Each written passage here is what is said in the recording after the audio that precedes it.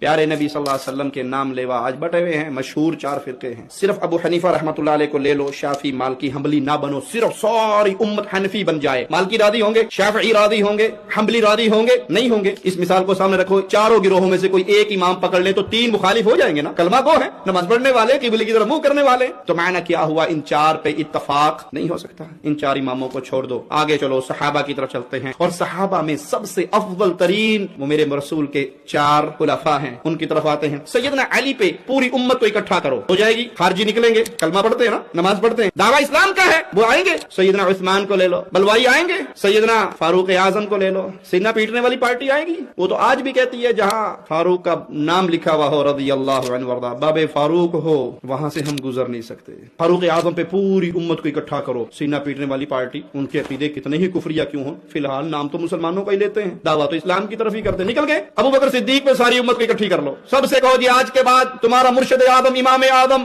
ابو بکر صدیق رضی اللہ عنہ وارضا ہوگی اکٹھی، مانعین زکات بھاگ نہیں جائیں گے؟ بھاگیں گے۔ میں کہتا ہوں بھائیو، ایک ہستی ایسی اللہ نے بھیجی ہے جس کا نام نامی اسم گرامی محمد الرسول اللہ صلی اللہ علیہ وسلم۔ امت سے کہو اپنے اپنے بزرگوں کو چھوڑ کر آؤ، حسنین کے نانا پر اکٹھے ہو جائیں۔ اب جو بھاگے گا وہ مسلمان رہ سکے گا؟